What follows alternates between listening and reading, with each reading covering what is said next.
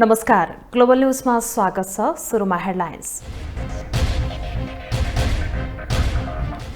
संसद बैठक स्थगन गरेर नेताहरू दौडधुपमा व्यस्त। प्रधानमन्त्री र माओवादी अध्यक्ष दिनभर भेटवार्तामा।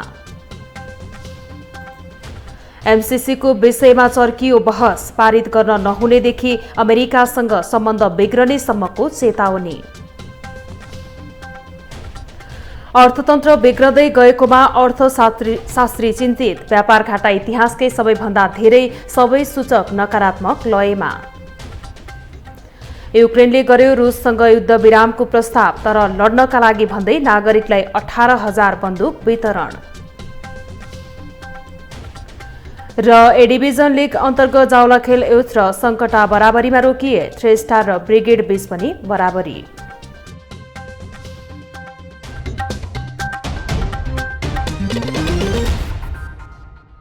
विस्तारमा। सत्तारूढ दल नेकपा एकीकृत समाजवादीका सम्मानित नेता झलनाथ खनालले एमसीसी संसदद्वारा पारित भए देश दुर्घटनामा जाने चेतावनी दिनुभएको छ। संसद बाहिर सञ्चारकर्मीसँग कुरा गर्दै खनालले कांग्रेसले एमालेसँग सहमति गरेर एमसीसी पास गरेपछि मुलुक पुनः द्वन्द्वमा फस्ने चेतावनी दिनुभएको हो। उहाँले एमसीसीका कारण अहिले समाज, राष्ट्र, राजनैतिक पार्टी र संसद विभाजित बनिरहेको भन्दै यस्तो बेलामा सबै एकताबद्ध हुनुपर्ने बताउनुभयो। शान्ति कायम होला, अग्रगति कायम होला भन्ने सपना देख्नुभएको छ भने यो दिउँसो आकाशतिर हेरेर देखेको सपना मात्रै हो। यो सपना नदेखेको। प्रमुख प्रतिपक्षी दल नेकपा एमालेका उपमहासचिव प्रदीप ग्यावालीले सत्ता गठबन्धनले एमसीसीको विषयलाई गिजोलेको आरोप लगाउनुभयो। देशले यसको गम्भीर मूल्य चुकाउनु पर्ने उहाँको भनाइ छ। वर्तमान सरकारले, सरकारमा रहेका गठबन्धन दलहरूले दुईटा जुन ब्लन्डर गरेका छन्, यसको मूल्य देशले धेरै महँगो चुकाउनुपर्छ। पहिलो, यो नेपाल र अमेरिकाको एउटा बायोलेटरल लिने अगाडि बढाउने नबढाउने यी दुईटा देशसँग सम्बन्धित कुरा, तर उहाँहरूले गिजोल्दा यसलाई जियो पोलिटिकल भूराजनीतिक विषय बनाउनु गयो र एमसीसीको विषयलाई लिएर अनि शक्ति राष्ट्रहरूले नेपालको विषयलाई लिएर तानातान गर्नुपर्ने स्थिति यो निम्ति आएको उहाँहरूले असाध्य दुःख दियो। नेपाली कांग्रेसका सांसद डाक्टर शशाङ्क कोइरालाले प्रधानमन्त्री देउवा गठबन्धन जोगाउन र एमसीसी पास गर्न लागि परेको दावी गर्नुभयो। उहाँले एमसीसी संसदबाट नै पास हुने दावी गर्दै त्यसपछि एमालेसँग गठबन्धन सरकार बन्न सक्ने बताउनुभयो। पास भइसकेपछि अब यो सरकार जान पनि सक्छ, नजान पनि सक्छ। यही गठबन्धन चलिरहन सक्छ अथवा एमालेसँग मिलेर पनि गठबन्धन हुन सक्ने सम्भावना अब चाहिँ खुल्ला भएर रहेको छ। प्रधानमन्त्री देउवा जसरी पनि एमसीसी पास गर्ने पक्षमा रहेको र 23 दलालहरूको भएको आरोप लगाउनुभयो। एमसीसी सम्झौतामाथि सैद्धान्तिक छलफलको कार्यसूची रहेको प्रतिनिधि सभाको आजको बैठक पनि सरकारले आइतबारसम्मका लागि स्थगित गरेको छ।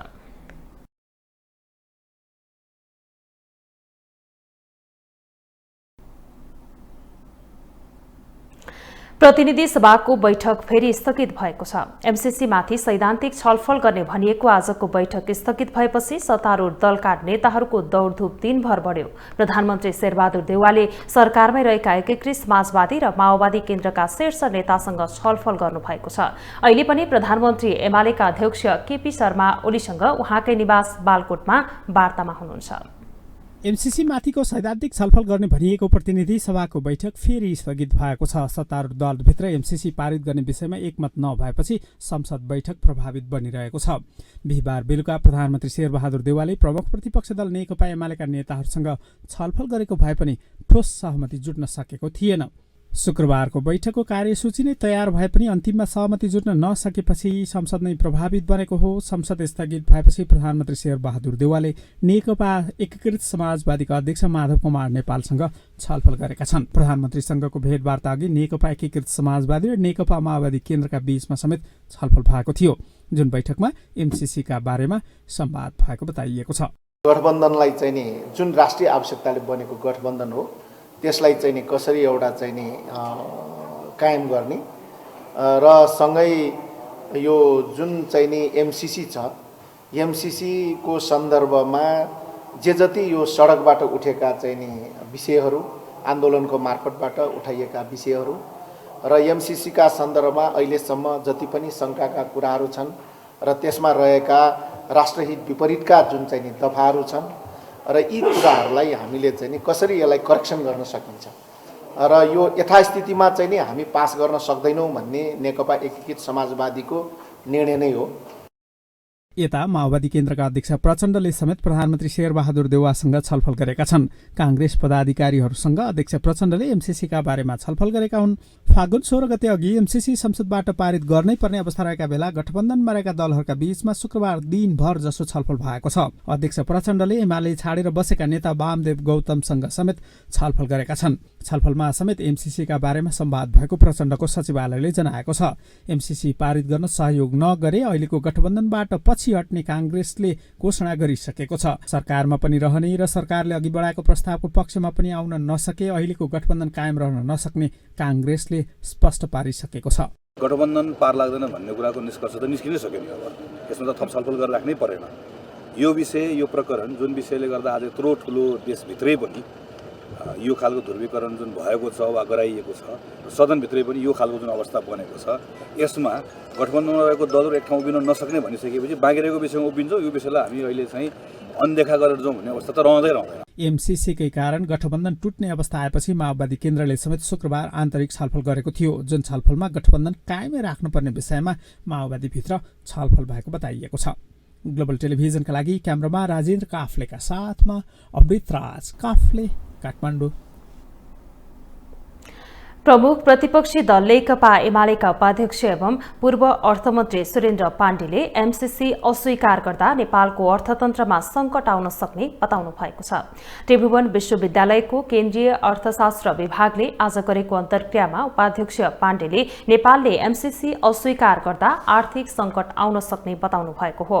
उहाँले अमेरिकाको सहयोग अस्वीकार गर्दा अन्य शक्ति राष्ट्रले पनि नेपाललाई आर्थिक सहयोग गर्न हिचकिचाउने बताउनुभयो। नेपालमा धेरै रेमिट्यान्स भेट्ने मुलुकहरूसँग अमेरिकाको निकट सम्बन्ध रहेको भन्दै उहाँले ती मुलुकसँग अमेरिकाले नेपालबारे असहमति राखेको खण्डमा संकट आउन सक्ने तर्क गर्नुभयो। यी कुरासँग त केही छैन, नले पनि केही भएको छैन। तिमीले लिएर मैले दिन्न, म अन्त पनि बाँकी भएर सहज रूपमा उसले लिएर गयो भने नपैसा त्यसले ठुलो नोक्सानी केही हुँदैन। तर यो नेपाल जस्तो मुलुकले मेरो पैसा नलिने भनेर दागा धर्यो भने बुझ्नुहोस् हामी जोखिम र सङ्कटतर्फ प्रवेश गर्यौँ। उपाध्यक्ष पाण्डेले देशको अन्तर्राष्ट्रिय सम्बन्ध र अर्थतन्त्रको सम्बन्धमा गम्भीर हुनुपर्ने बताउनुभयो। एमसिसी परियोजना अनुमोदन गर्ने वा नगर्ने भन्ने निर्णायक मोडमा विपक्षी दल नेकपा एमाले आफ्नो पल्ला भारी भएको सम्झिएर बार्गेनिङमा उत्रिएको छ। सत्ताको प्रमुख घटक नेपाली कांग्रेस र नेकपा माओवादी केन्द्रसँग समानान्तर वार्ता गरेर उसले कता बढी स्वार्थपूर्ति हुन्छ भनेर सत्ता राजनीतिलाई तुलामा जोख्न थालेको छ। अमेरिकी सहयोग परियोजना एमसिसीलाई अनुमोदन वा अस्वीकृत गर्ने निर्णायक भूमिकामा रहेको नेकपा एमाले दुवै सत्तारूढ दल नेपाली कांग्रेस र नेकपा माओवादी केन्द्रसँग आफू अनुकूल स्वार्थको कार्ड फ्यालिरहेको छ। एमसिसी ठिक वा बेठिक भनेर आधिकारिक धारणा बनाउने भन्दा पनि एमाले एमसिसीलाई लिएर सत्तारूढ दलसँग बार्गेनिङ गरिरहेको छ। एमाले एमसिसीलाई लिएर बार्गेनिङ गर्ने मौका भने सत्तारूढ दल नेकपा माओवादी केन्द्र र नेपाली कांग्रेस बीच एमसिसीलाई लिएर समान धारणा नबनेपछि पाएको हो। कांग्रेस एमसिसीलाई अनुमोदन गर्न चाहन्छ, चाहे सत्ता गठबन्धन नै किन नटुटोस्। यता माओवादी केन्द्र र नेकपा एकीकृत समाजवादी भने एमसिसी अनुमोदन संशोधन बिना हुनु हुँदैन भन्ने अडानमा अहिले पनि अडिग छन्। त्यसैको मौका एमाले छोपेको हो। सत्ता घटकसँग अलग अलग तुरुप हानिरहेको छ एमाले। अहिले नेपाली कांग्रेसलाई गठबन्धन तोड्नुपर्ने, अर्ली इलेक्सनमा जानुपर्ने, सभामुख विरुद्ध महाअभियोग ल्याउनुपर्ने प्रस्ताव एमाले अघि सारेको छ। यति काम गरे मात्रै संसदमा आएर एमसिसी बारे आफ्नो धारणा राख्ने एमालेको अडान छ, नभए संसद अवरुद्ध जारी रहने एमाले पटक पटक भनिरहेको छ। यता माओवादी केन्द्रलाई भने आफू विरुद्ध नेकपाकालीन अवस्थामा ल्याइएको 19 बुँदे अभियोग पत्र फिर्ता लिनुपर्ने, सभामुखलाई फिर्ता वा एकीकृत समाजवादीका माधव कुमार नेपाल सहित 14 जनालाई कारबाहीको सूचना टाँस गर्नुपर्ने र अर्ली इलेक्सनमा जानुपर्ने प्रस्ताव छ।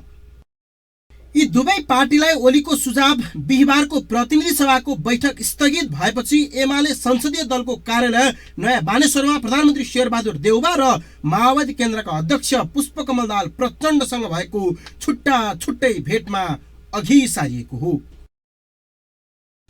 यी दुवै पार्टी बीचको एमालेको प्रस्तावले एमालेको रणनीति जसले आफ्नो प्रस्ताव मान्छ त्यसैलाई सहयोग गरेर एमसीसीमा धारणा बनाउने प्रश्न देखिएको छ। त्यही भएर पनि एमाले अध्यक्ष ओली मात्रै होइनन्, उनका पार्टीका नेता डाक्टर भीम रावल बाहेक अरू सबै नेताहरूको बोली एउटै छ।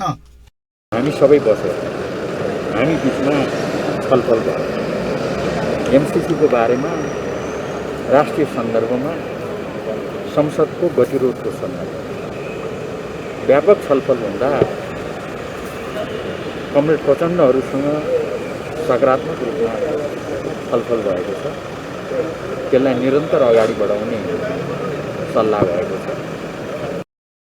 एमाले जसरी भए पनि पुस 5 र जेठ 8 गते आफूले गरेको प्रतिनिधि सभा विघटन ठिक थियो भन्ने पुष्टि गराउन अझै कोसिस गरिरहेको छ।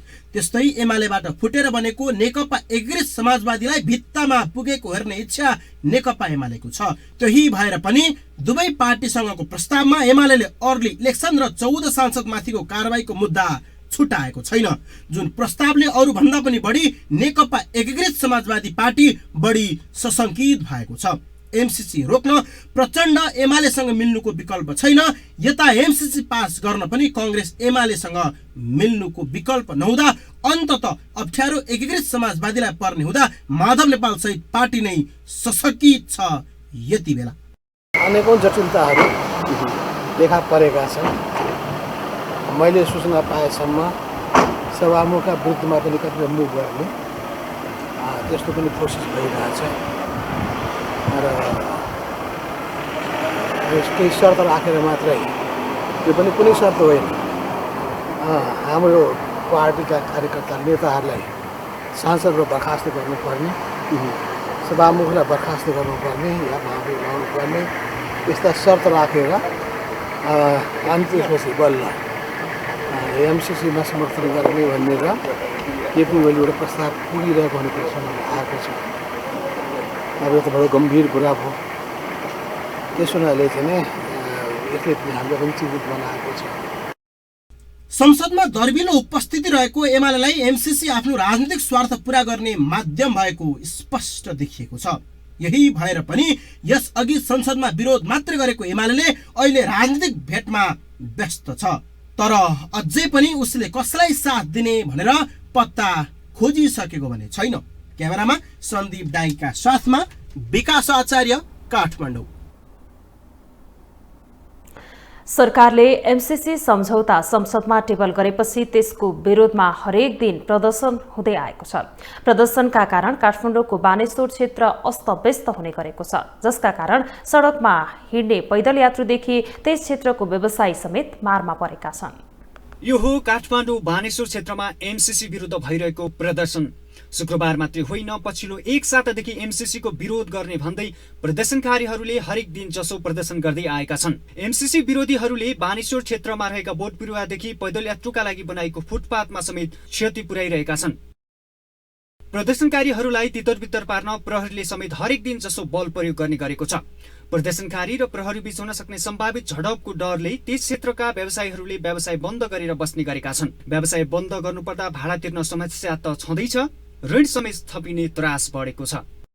यो प्रदर्शनले धेरै गाह्रो भएको छ। दिनै अब यो सधैँको यसले दैनिक घाटा भइरहेछ। व्यापार अब चौपटै छ, भाडा तिर्न गाह्रो हुन्छ। अब कहिले लकडाउन, कहिले बन्द, हडताल। सधैँ छिटै चाहिँ निष्कर्षमा पुर्याइदियो भने हामीलाई सजिलो हुन्थ्यो। आन्दोलन यसरी बन्द, बाटै ब्लक गरेर बन्द गर्नु भन्दा नि आन्दोलनका अरू तरिकाबाट आन्दोलन विरोधहरू गर्न सकिन्छ होइन। यो चाहिँ अलिकति व्यवसाय गर्नेहरूलाई चाहिँ अब पलायन हुनुपर्ने स्थिति नै सिर्जना भइसक्यो कि, जसले सधैँ बन्द हुने चोकमा अब व्यापार गर्न बस्यो, बन्द कहिले सामान्य बन्दले पनि प्रभाव पर्ने हुन्छ। त्यो चाहिँ एकदमै गाह्रो कुरा हो। त्यसबाहेक बानेश्वर क्षेत्रको सडकमा हिँड्ने पैदल यात्रुले समेत बिना स्थितिमा ज्यादती सहनु परेको छ। प्रहरीले आन्दोलनकारी भएको आशंकामा अन्य सर्वसाधारणलाई समेत दुःख दिने गरेको गुनासो गरेका छन्। अब सर्वसाधारणलाई यताउति हिँड्डुल गरेको मान्छेलाई काममा भएको मान्छेलाई होइन अब पुलिसहरूले धम्काउने पिट्ने यो गरिरहेको छ। यो चाहिँ अन्याय जो हो पुलिसले दमन चाहिँ गर्नु हुँदैन होइन। उहाँ पनि एउटा नेपालको नागरिक हो, यसले पुलिस दमन पनि हामीलाई चाहिएको छैन। शान्तिपूर्ण ढङ्गले गरेको जनतालाई पुलिसले आवेशमा आएर लाठीचार्ज पनि गर्नु हुँदैन।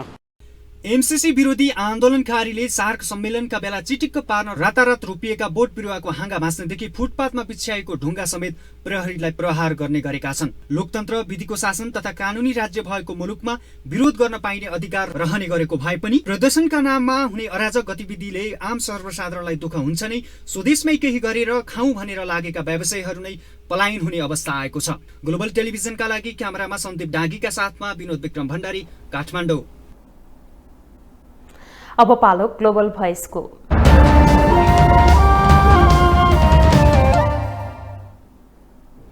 एमसीसीको विरोधका नाममा दिनहुँ सडकमा प्रदर्शन भइरहेका छन्। यसका कारण काठमाडौँवासीको जनजीवन नै अस्तव्यस्त भइरहेको छ। यसै सन्दर्भमा ग्लोबल भोइसमा आज हामीले सर्वसाधारणलाई सोधेका छौँ, दिनहुँ सडकमा हुने यस्ता प्रदर्शनले कस्तो असर गरेको छ? परेको छैन त। महाकाली सन्धिहरूदेखि लिएर यो चाहिने काली गण्डकी सन्धिहरू लेखेर लिएर सबै अस्तव्यस्त गरे यिनीहरूले। यो देश चाहिँ यस्तो देश होइन कि जुन अहिले भइरहेको छ।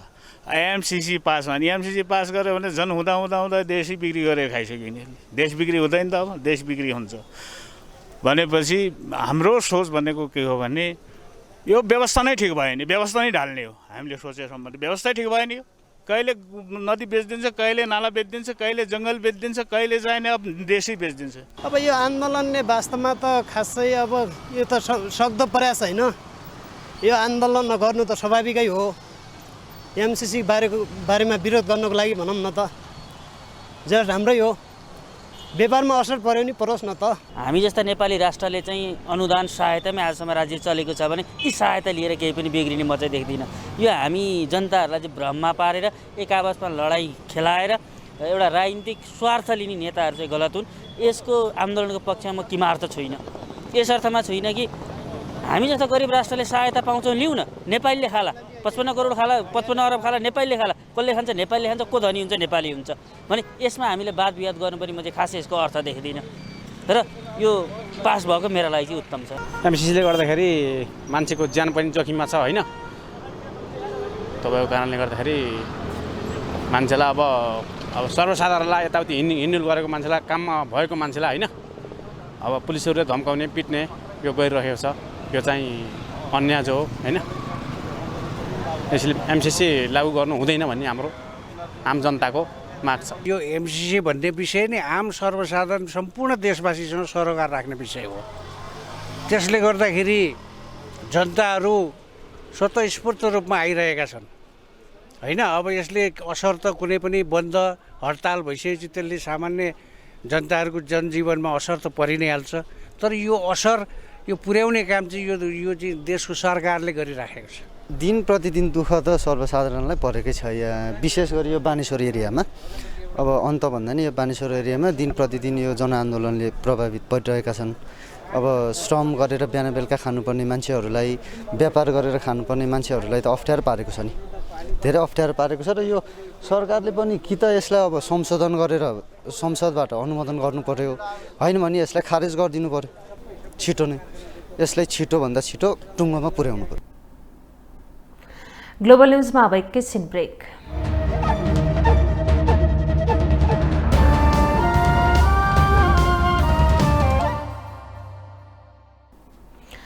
ब्रेकपछि स्वागत छ। अब बाँकी न्यूज।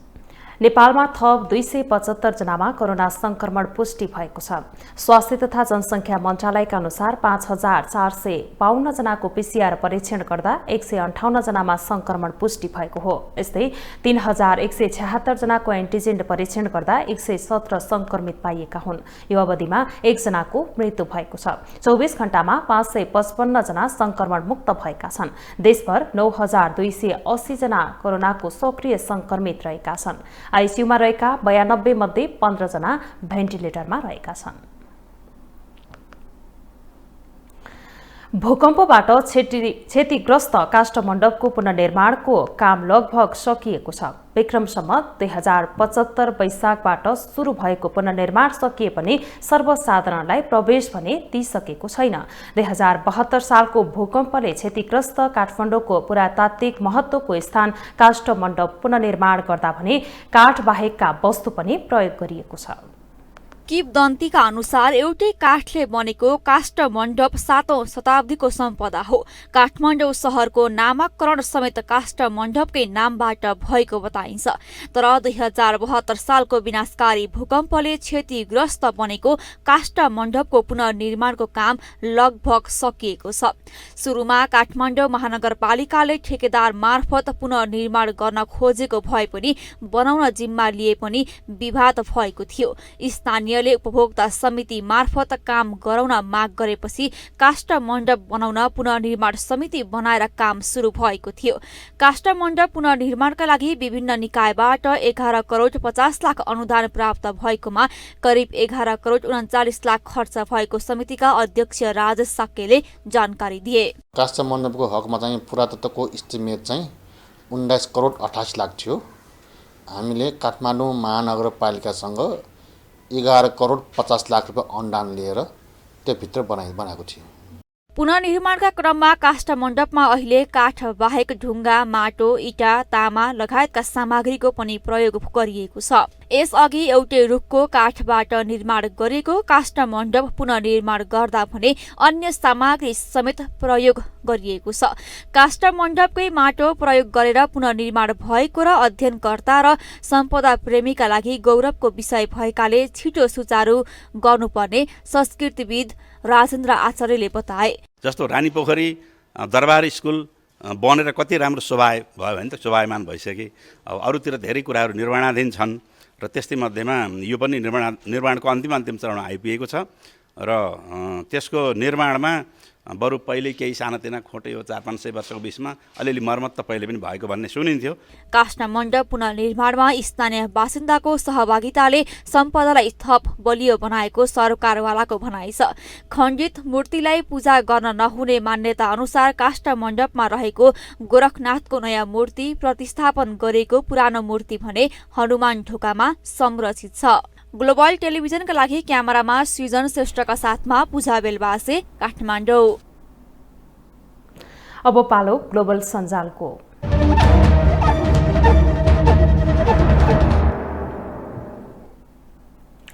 ग्लोबल सञ्जालमा हामी हरेक दिन सार्वजनिक महत्त्वको विषयमा सामाजिक सञ्जालकर्ताले अभिव्यक्त गरेका विचारलाई समेट्ने गर्दछौं। आज पनि हामीले समसामयिक विषयवस्तुमाथि गरिएका टिप्पणीलाई प्राथमिकता दिएका छौं। एमसीसीको विषयमा दलहरू विभाजित भएको प्रति लक्ष्मण घिमिरेको विचार यस्तो छ। एमसीसी संसदबाट पास होस् या नहोस् यो कुरा छुट्टै छलफलको विषय हो।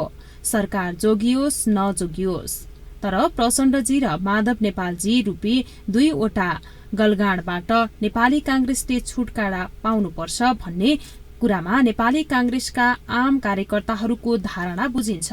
नेपाली कांग्रेसका नेताहरूमा चेतना भया। एमसीसीको विषयमा पत्रकार अजय बाबु शिवाकोटी आफ्नो धारणा राख्छन्। माओवादी र नेकपा यसको लोकाचार अति भयो।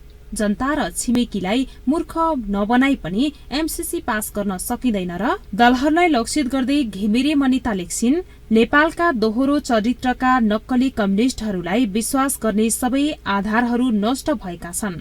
अब आउने दिनमा कुनै पनि बहानामा जनता झुक्याएर अगाडि बढ्ने परिकल्पना नगरे हुन्छ। विश्वका 5 शक्तिशाली राष्ट्रले नेपालप्रति चासो देखाएकोमा पुरुषोत्तम ढुङ्गेल लेख्छन्।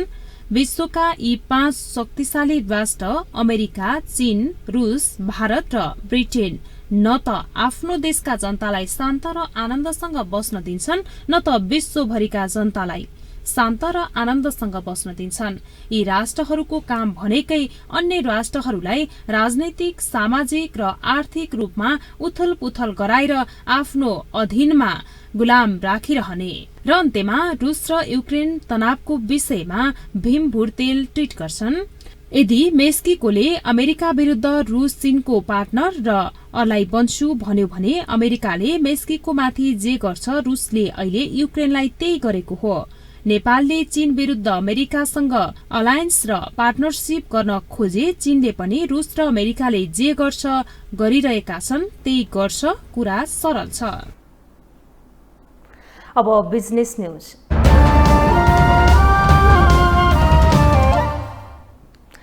नेपाल राष्ट्र बैंकले पछिल्लो समय सार्वजनिक गरेको तथ्याङ्क अनुसार नेपाली अर्थतन्त्र झन पछि झन कमजोर देखिएको छ। प्राय सबै आर्थिक सूचकहरू नकारात्मक लयमा पुगेको देखिएको छ। व्यापार घाटा इतिहासकै सबैभन्दा धेरै पुगेको छ। शोधनान्तर स्थिति पनि नकारात्मक हुँदैछ। अर्थतन्त्र सङ्कट उन्मुख रहेको भन्दै अर्थविदले चिन्ता व्यक्त गरेका छन्। नेपाल राष्ट्र बैंकले सार्वजनिक गरेको नेपालको पछिल्लो आर्थिक अवस्थाको विवरण अनुसार नेपालको आर्थिक सूचक सबै ऋणात्मक अवस्थामा पुगेको देखिएको छ। मुलुकको व्यापार घाटा निरन्तर बढ्दै गएको, रेमिट्यान्समा निरन्तर कमी आएको कारण नेपाली अर्थतन्त्र नकारात्मक अवस्थामा पुगेको देखिएको छ। त्यसबाहेक बैंकहरूमा लगानी योग्य रकमको अभाव छ। त्यही कारणले पछिल्लो समय अन्तर्बैंक ब्याज दर करिब 7% पुगिसकेको छ। अहिलेकै अवस्था कायम रहे ठूलो आर्थिक संकट आउन सक्ने भन्दै अर्थशास्त्री डाक्टर गोविन्द नेपालले आत्मसमीक्षा गर्नुपर्ने बताए। सरकारले चाहिँ ठूलो रकम चाहिँ लगेर आफ्नो ट्रेजरीमा राख्ने, त्यो प्रवाह नहुने, त्यसपछि भएका पैसाहरू पनि ट्याक्सको माध्यमबाट सरकारले दिने र त्यसपछि कसरी चल्छ इकोनोमी इन्जेक्सन नभइसकेपछि। त्यसबाहेक बैंकहरू आफै सृजनशील हुन नसकेको र थोरै लगानी समेत गर्न सक्ने अवस्थामा बैंकहरू नभएको अर्थविद डाक्टर अच्युत वाग्लेले बताएका छन्। बैंकहरूले विदेशी बैंकसँग शेयरमा काम गर्ने तर विदेशबाट पैसा ल्याउन नसकेको उल्लेख गरे। राष्ट्र ब्याङ्कले 3 वर्ष अगाडि 4 वर्ष अगाडिदेखि पोलिसी तपाईहरू आफ्नो ट्रस्टमा विदेशी चाहिँ नि क्यापिटललाई ल्याएर यहाँ इन्भेस्ट गर्नुहोस्, बाहिर 1% 2%मा सिङ्गो ब्याङ्किङ सिस्टम चाहिँ नि इसेन्सियली सुदखोरीमा परिणत भएको। अर्थविदहरूले देशको अहिलेको अवस्था आउनुको मुख्य कारणको रूपमा सरकारले विकास बजेट खर्च गर्न नसक्नु समेत रहेको भन्दै आएका छन्। सरकारी रेकर्ड अनुसार चालु आर्थिक वर्ष सुरु भएको 7 महिनासम्ममा झन्डै 15% मात्रै विकासे बजेट खर्च भएको छ, जसका कारण बैंकहरूमा रकम अभावको समस्या देखिएको विश्लेषण समेत भइरहेको छ। ग्लोबल टेलिभिजनका लागि क्यामेरामा सन्दीप डाकीका साथमा कविन्द्र तिमसिन्हा, काठमाडौँ। अब इन्टरनेशनल न्यूज।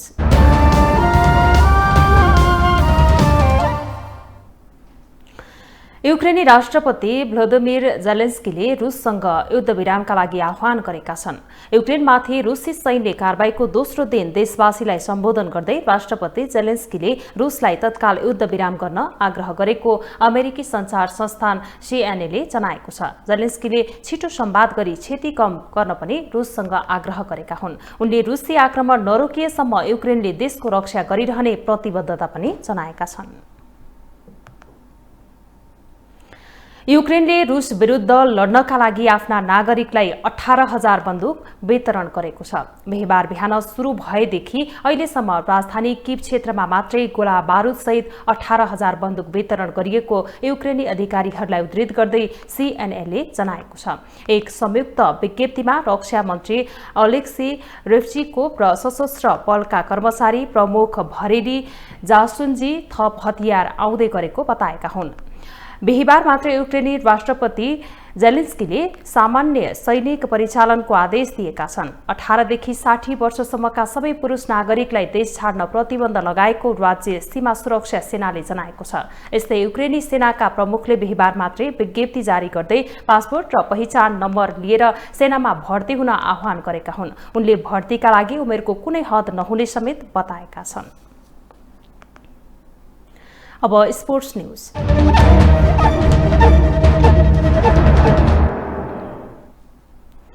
शहीद स्मारक ए डिभिजन लीग अन्तर्गत शुक्रबार भएको जावला खेल युथ क्लब र सङ्कटा क्लब बीचको खेल बराबरीमा सकिएको छ। त्रिपुरेश्वर स्थित दशरथ रङ्गशालामा भएको खेलमा जावला खेल र सङ्कटाले 1-1 गोलको बराबरी खेल्दै अङ्क बाँडेका हुन्। खेलको 15औं मिनेटमा सुनिल खड्काले गरेको गोलबाट जावला खेलले अग्रता लिएको थियो। 15औं मिनेटमा आङ्गुना जुनियरको क्रसमा सुनिलले वान टच फिनिश गरेका हुन्। उत्तम राईले 61औं मिनेटमा गोल गरेपछि सङ्कटा खेलमा फर्किएको थियो।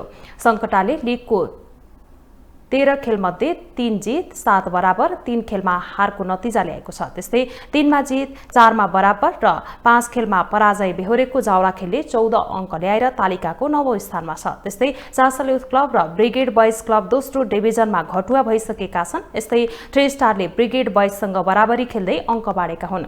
एन्फा कम्प्लेक्स सातो बाटोमा आज थ्री स्टारले ब्रिगेडसँग 1-1 गोलको बराबरी खेलेको हो। ब्रिगेड 13 खेलमा 8 अङ्क जोडेर 13औं स्थानमा रहेको छ। ब्रिगेड यो सिजनमा रेलिगेसनमा परेको छ। एफसी एसियन कपको तेस्रो चरणको छनौटमा नेपाल समूह ए मा परेको छ। जुन 8 देखि 14 सम्म हुने एसियन कपको नेपाल रहेको समूह कुवेत, जोर्डन र इन्डोनेसिया रहेका छन्। सो समूहमा नेपाल चौथो पोजिसनमा रहेको छ। नेपालले तेस्रो चरणको छनौट खेल कुवेतसँग खेल्नेछ। नेपालले अन्तिम चरणको छनौटमा फेरि जोर्डन र कुवेतसँग खेल्ने भएको छ। एफसीले छनौटमा सहभागी 24 टिमलाई 6 समूहमा विभाजन गरेको छ, जसमा शीर्ष स्थानमा रहने 6 टिम र उत्कृष्ट 5 उपविजेता टिमले चीनमा हुने एसियन कपमा स्थान बनाउनेछन्। कुवेतमा नेपालले पहिलो खेल जुन 8 मा जोर्डनसँग खेल्नेछ। त्यसपछि दोस्रो खेलमा नेपालले कुवेतसँग 11 तारिकमा खेल्नेछ। त्यसपछि समूहको अन्तिम खेलमा नेपालले 14 तारिकमा इन्डोनेसियासँग खेल्नेछ।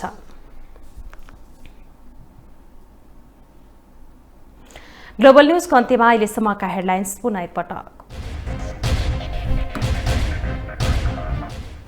संसद बैठक स्थगन गरेर नेताहरू दौडधुपमा व्यस्त। प्रधानमन्त्री र माओवादी अध्यक्ष दिनभर भेटवार्तामा।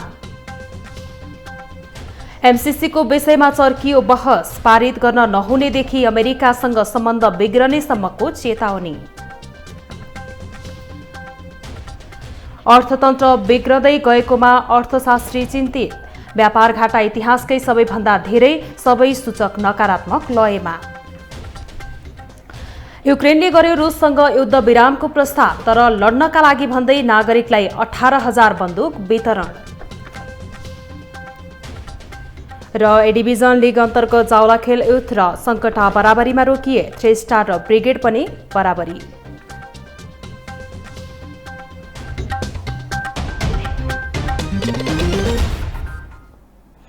अहिलेलाई ग्लोबल न्यूज यति नै। ग्लोबल टेलिभिजन तपाईँ फेसबुक तथा युट्युबमा पनि प्रत्यक्ष हेर्न सक्नुहुनेछ।